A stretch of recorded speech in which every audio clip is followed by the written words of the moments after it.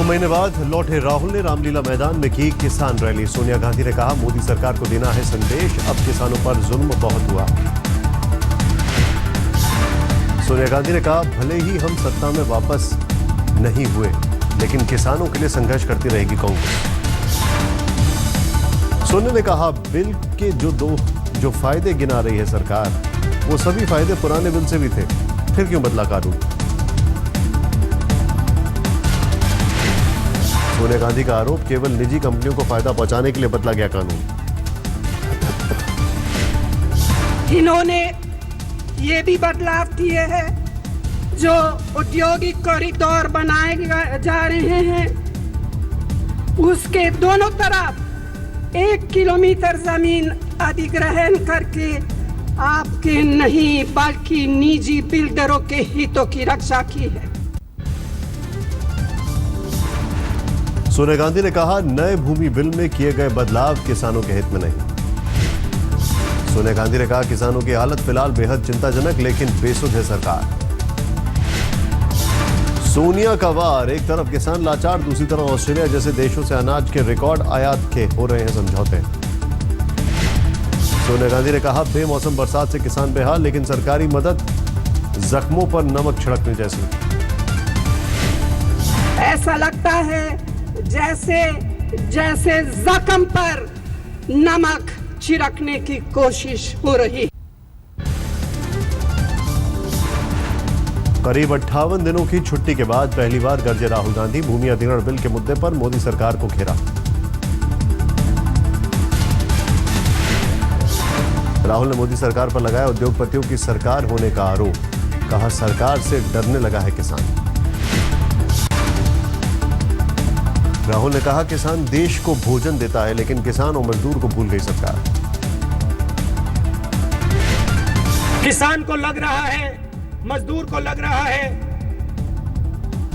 कि हिंदुस्तान की सरकार किसान को और मजदूर को भूल चुकी है। राहुल ने कहा, यूपीए सरकार के वक्त जब भी आया संकट, सरकार खड़ी रही किसानों के साथ। राहुल गांधी ने मनरेगा और भोजन की गारंटी जैसे कानूनों का दिया हवाला। कहा, मजदूरों और गरीबों के लिए कांग्रेस ने क्या काम।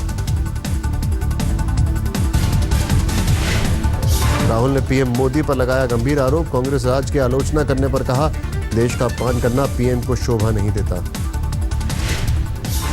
ये जो उन्होंने शब्द कहे हैं विदेश में हिंदुस्तान के बारे में, वो ना मोदी जी को शोभा देते हैं और ना प्रधानमंत्री के पद को। राहुल ने कहा, यूपी के भूमि अधिग्रहण बिल का बीजेपी ने भी दिया साथ, फिर बीजेपी ने क्यों बदला बिल। क्यों उनके नेताओं ने उस बिल को पास किया, ताली बजाई, समर्थन दिया, और फिर आज ऑर्डिनेंस के माध्यम से बिल को बांधने की कोशिश कर रहे हैं। राहुल गांधी ने किसानों को कहा कि कुछ सालों में हजारों करोड़ की होगी आपकी जमीन और मजदूर बन जाएंगे आप।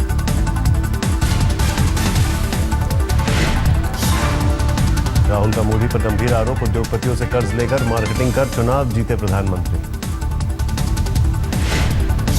राहुल गांधी का आरोप, किसानों की जमीन छीनकर अपने उद्योगपति दोस्तों को देना चाहते हैं पीएम। उन्होंने बड़े बड़े उद्योगपतियों से कर्ज लिया है और उस कर्ज को वो कैसे निभाएंगे। आपकी जमीन उन उद्योगपतियों को देकर निभाएंगे। राहुल गांधी ने कहा, किसानों की जमीन लेकर पहले गुजरात में उद्योगपतियों को दी, अब पूरे देश में यही करना चाहते हैं मोदी। मंच पर लड़खड़ाई कांग्रेस नेता किरण चौधरी। राहुल ने संभाला। 16 लाख रुपए खर्च कर जयपुर से किसान रैली में शामिल होने निकले कांग्रेस समर्थक की 8 घंटे लेट हुई ट्रेन। मोबाइल पर सुना सोनिया राहुल का भाषण, रेल मंत्री के खिलाफ की नारेबाजी।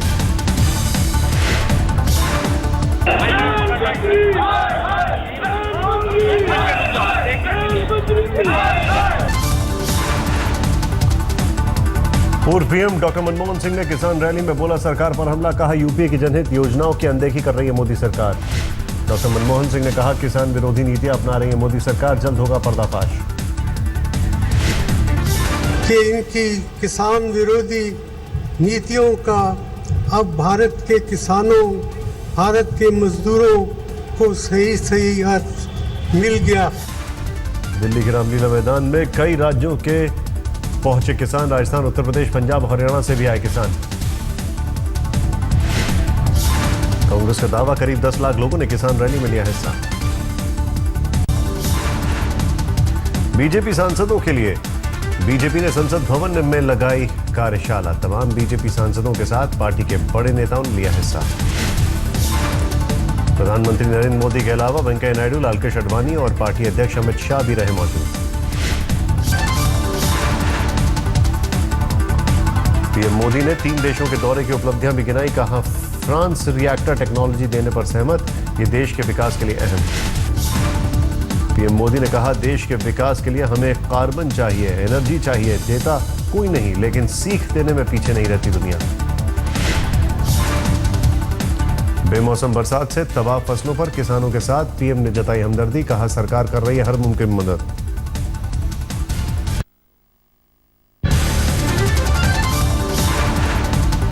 दिल्ली में जंतर मंतर पर लगे पोस्टर में वाड्रा प्रसादा का निशाना। पोस्टर में लिखा, किसानों का हक जिसने मारा वो सोनिया का।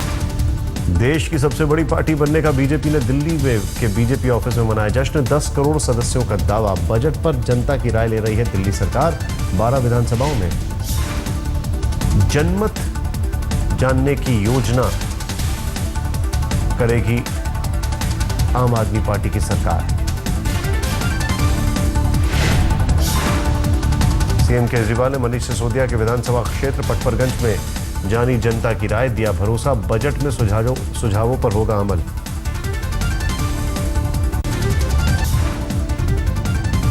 जमशेदपुर में जेएमएम का महाधिवेशन। हेमंत सोरेन को चुना गया कार्यकारी अध्यक्ष। जेएमएम ने मोदी सरकार के भूमि बिल को बताया किसान विरोधी, बिल के खिलाफ आंदोलन की रही बात। सीपीएम नेता सीताराम येचुरी बने पोलित ब्यूरो के नए महासचिव। प्रकाश करात ने लिया स्थान। केरल के वरिष्ठ सीपीएम नेता एस रामचंद्रन पिल्लई भी थे महासचिव पद की रेस में, लेकिन अंतिम समय में वापस लिया अपना नाम। प्रकाश करात ने रखा येचुरी के नाम का प्रस्ताव। विशाखापट्टनम में सीपीएम का था 21वां अधिवेशन। नए महासचिव के चयन के साथ ही अधिवेशन खत्म।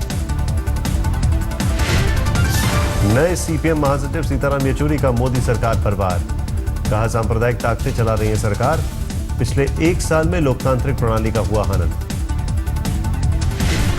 येचुरी ने मोदी की आर्थिक नीति पर भी उठाए सवाल। कहा, कांग्रेस जैसी है आर्थिक नीतियां।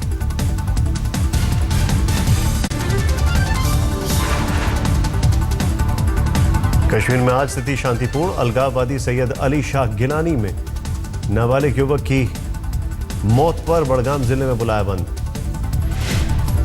घाटी में मौसम ने फिर बदली करवट। श्रीनगर में हुई भारी बारिश। मौसम विभाग के मुताबिक 2 दिनों तक घाटी में जारी रहेगी बारिश। वर्ल्ड हेरिटेज पर दिल्ली में हेरिटेज वॉक। केजरीवाल सरकार के पर्यटन मंत्री जितेंद्र सिंह तोमर ने दिल्ली को पहला ऐतिहासिक राज्य बनाने का किया दावा। गुड़गांव में अनोखी राहगिरी का आयोजन। विकलांग लोगों ने भी लिया हिस्सा। बास्केटबॉल, ताइक्वांडो, डांस और साइकिलिंग में दिखाया जलवा। पश्चिम बंगाल में शांतिपूर्ण निकाय चुनावों के लिए सीएम ममता ने जनता को दिया धन्यवाद। चिटफंड घोटाले में फंसे ममता सरकार के परिवहन मंत्री मदन मित्रा के बेटे का आरोप। कहा, चिटफंड कंपनी के चेयरमैन अनुकूल मैथी ने किए जाली दस्तखत। गिरफ्तार हो चुके अनुकूल। सीएजी रिपोर्ट के बाद मुख्यमंत्री देवेंद्र फडणवीस का बयान। कहा, मोनो रेल प्रोजेक्ट की जांच की जरूरत। मोनो रेल के रूट और गलत डिजाइन को लेकर सीएजी ने उठाए हैं सवाल।